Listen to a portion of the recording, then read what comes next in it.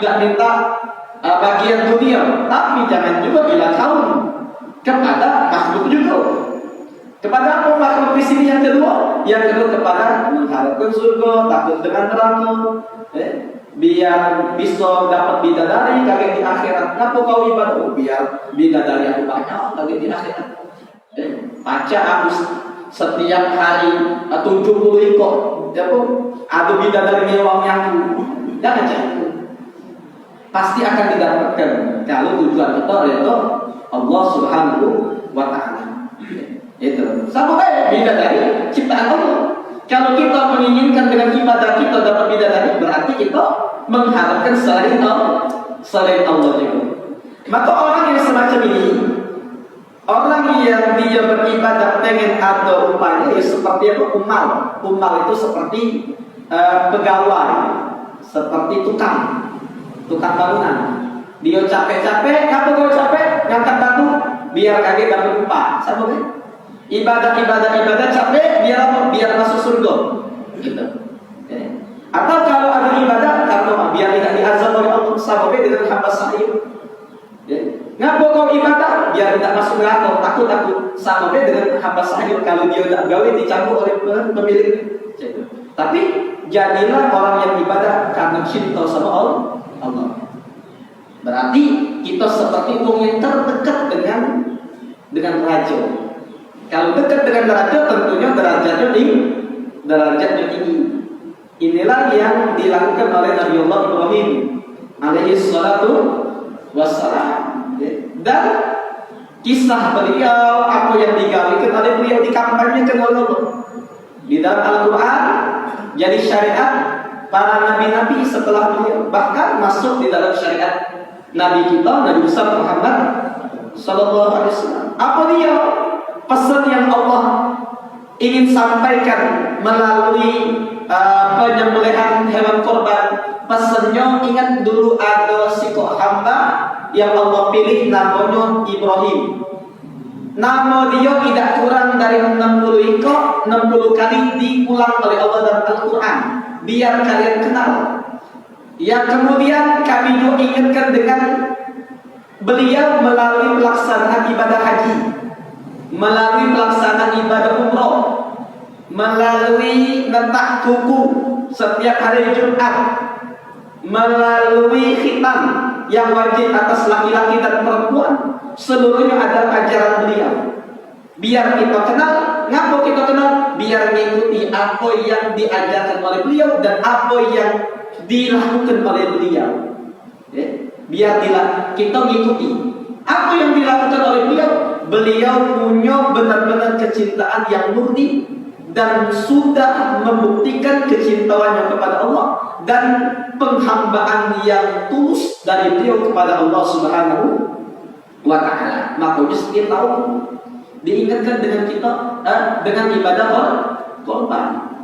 Ibadah korban apa? Bukan intisarinya itu kita nyembelih kambing, bukan semata sudah kita nyembelih kita bagikan, bukan itu deh semata. Memang itu syariat.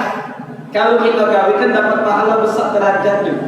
Tapi intisari pelajaran hikmah yang terkandung di dalamnya, Allah pengen sampaikan, jadilah kalian punya persepsi kehidupan penghambaan sama seperti Nabi Ibrahim. Yang mana murni seutuhnya dia, apa yang dia punya daripada keimanan, dia punya kepercayaan, hanya menghambakan diri kepada Allah dan tulus ikhlas mencintai Allah SWT. Sehingga diceritakan dalam tafsir, Nabi Ibrahim ini lama tidak punya anak, kawin sampai tua tidak punya anak. Kemudian ketika dia tua dikasih anak, namanya Nabi Ismail. Sudah punya anak, suruh pisah jauh-jauh.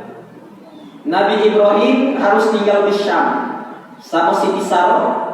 Maka bini keduanya disuruh pergi ke Mekah, yang dulu kan namanya Bakkah. Kemudian sebelum dia tinggalkan, dibangunkan Baitullah, Ka'bah, bagian dia. Kemudian ditinggalkanlah Nabi Ismail sama ibunya Siti Hajar. Dan disuruh baliklah ke Syam. Nabi Ismail mantap sama ibunya di Mekah. Oh ya Allah, baru punya anak, suruh tinggal, masih bayi. Kita kalau suruh pisah dari anak lagi bayi itu lagi lucu-lucu itu, lagi pengen bersama, kenapa? Lama gak punya anak, pengen lagi anak, gitu. Nah sudah, ini namanya Allah Subhanahu uji beliau. Kemudian sudah beliau tua, nah diaturi kalau nak mengunjungi anak. Sudah sama-sama bertempat tinggal, dapat perintah dari Allah. Apa dia? Nyembelih. Ya Allah, coba kita dapat perintah, sembelih anak kau. Atau yang kira-kira berani, atau yang tega. Rata-rata orang tua tidak tega. Tapi Allah Subhanahu Wa Taala pengen uji. Besar cinta dengan siapa? Antara cintanya Nabi Ibrahim kepada Allah atau cintanya kepada anaknya. Maka ketika diuji, dia ngomong sama anaknya, ya bunaya, ini kalau fil manam anni albahuka fanzur madza tara. Sampai tak kelemahan, tak tega, ngomong lagi tak tega. Anakku, wahai sayangku, wahai cintaku, putraku tercinta, bunaya. Dalam bahasa Arab di isim tasdir, wahai sayangku, anakku tercinta, aku nyingok dalam mimpi, aku diperintahkan oleh Allah untuk nyembelih kamu. Cak mana kira-kira pendapat kamu? Kata Nabi Ismail, Allah yang nyuruh, sudah.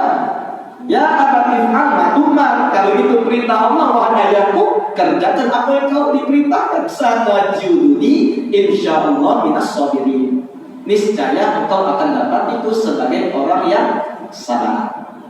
Jadi ketika sudah siap, iblis dengan luar biasa ngoda Nabi Ibrahim tidak baca, ngoda Siti Hajar biar mengurungkan niat Nabi Ibrahim tidak baca, ngoda Nabi Ismail tidak baca juga. Ya sudah. Maka ketika dia disembelih, yang disembelih itu bukan Nabi Ismailnya hakikatnya, tapi hakikatnya yang disembelih kecintaan beliau kepada sang anak. Allah pengen nak nyingok benar-benar dia ini cintanya dengan Allah lebih besar atau dengan anaknya. Oh ternyata dengan Allah lebih besar. Nah, maka ini dijadikan syariat. Setiap kita yang berkorban, setiap tahunnya Allah pengen nyingok siapa di antara kalian yang memang benar-benar berkorban. Tidak aku nak minta apa yang aku lakukan dengan Nabi Ibrahim. Berupa nyembelih anak, tapi aku pengen sembelih kecintaan kalian kepada harta. Yang mana harta ini seringkali menjuruskan manusia. Aku pengen kan kalian setiap kalian nyembelih cintanya seperti Nabi Ismail nyembelih cintanya kepada anak, maka kita disuruh nyembelih cinta kita kepada harta. Siapa yang baca, maka dia akan mendapatkan keutamaan besar di sisi Allah Subhanahu wa Ta'ala. Ini tujuannya apa? Tujuannya untuk benar-benar kita sembelih cinta kita kepada harta, yang kemudian kita memurnikan cinta kepada Allah. Yang setelah itu diupayakan bagi kita selalu mendahulukan kepentingan Allah di atas kepentingan seluruh makhluk selain Allah. Jadi buktikan kecintaan kalian kepada Allah dengan kalian mendahulukan kepentingan Allah. Dan simpel, kita tidak kayak sahabat dulu nyawanya dipertaruhkan, suruh perang, tidak perang berdosa, lari dari perang dosa paling besar. Tapi tidak seperti itu kita cuma disuruh buktikan cinta kita dari hal yang sederhana agar berkumandang cepat-cepat kita penuhi panggilan Allah. Kenapa? Karena dengan kita cepat memenuhi panggilan Allah, cinta kita terbukti dengan itu. Bahwa kita ini benar-benar mementingkan Allah. Bahwa kalau ada orang yang benar-benar cinta sama Allah, bukan sholat yang manggil dia, tapi dia yang nunggu sholat. Jangan sampai lanak maghrib musola masuk ke kunci, gitu. Mana orangnya baru? Banyak manusia tapi musola masih terkunci, jangan. Jadi kalau baca kita yang memang benar-benar nunggu azan, itu bukti cinta kita kepada Allah, bukti cinta kita kepada Allah. Begitu juga misalnya kita disuruh untuk zakat,